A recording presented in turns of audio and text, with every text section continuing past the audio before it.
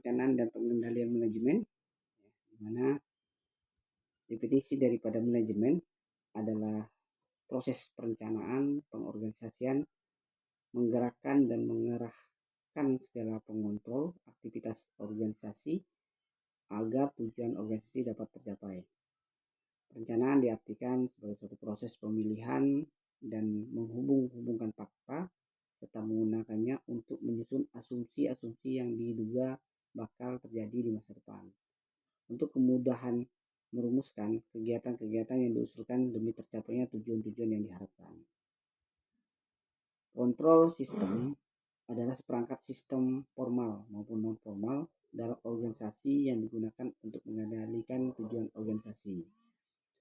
SPPM atau suatu sistem terintegrasi antara perencanaan, proses, strategi, penganggaran, pencatatan, pertanggungjawaban dalam menjalankan organisasi agar perusahaan dapat mencapai tujuan secara efektif dan efisien. Fungsinya adalah untuk membantu manajemen dalam mengarahkan organisasi untuk mencapai tujuan. Elemen-elemen dalam pengendalian manajemen, yang pertama adalah lingkungan, kemudian yang kedua adalah penaksiran risiko, kemudian yang ketiga ada aktivitas pengendalian, yang keempat informasi dan komunikasi, yang kelima adalah pemantauan. Selanjutnya aspek-aspek perencanaan perusahaan. Perencanaan ditujukan untuk dapat menjawab pertanyaan berikut: apa, siapa, kapan, bagaimana, dan mengapa. Tujuan dari perencanaan adalah menetapkan arah, mengurangi ketidakpastian, meminimalisir kemungkinan tindakan yang sia-sia, kemudian menetapkan standar yang digunakan dalam pengendalian. Manfaat dari perencanaan adalah membantu para manajer untuk berorientasi ke masa depan sehingga mampu melihat masalah dan peluang yang mungkin timbul dan yang akan dihadapi di masa mendatang. Kemudian meningkatkan koordinasi dalam pengambilan keputusan, serta perencanaan akan menekankan kepada tujuan organisasi, mengingatkan tujuan organisasi yang harus dicapai. Sumber perencanaan itu bisa berasal dari kebijakan puncak pimpinan, hasil pengawasan, kebutuhan masa depan, penemuan-penemuan baru maupun inisiatif dari dalam dan luar organisasi.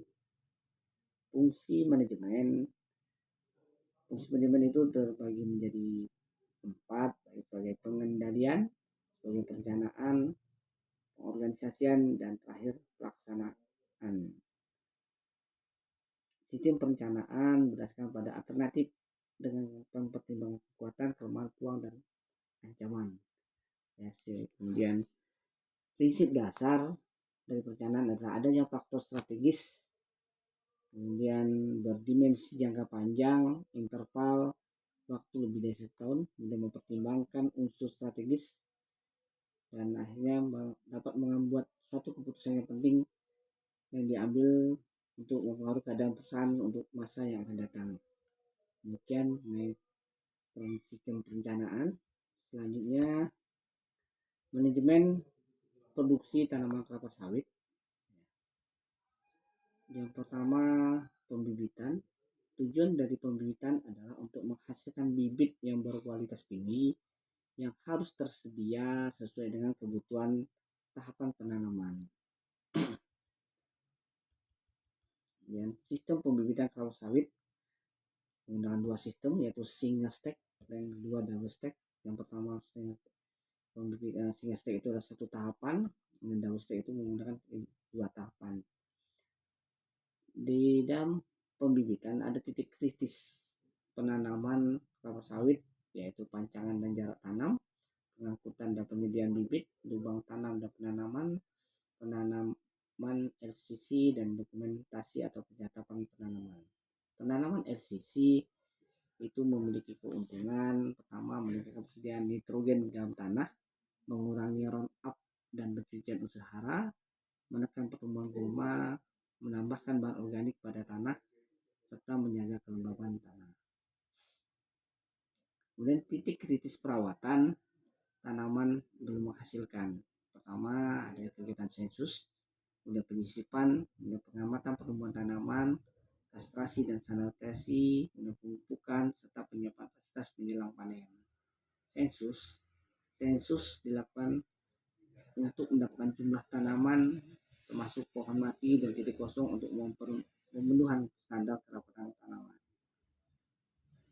Kemudian proses panen, ya kan.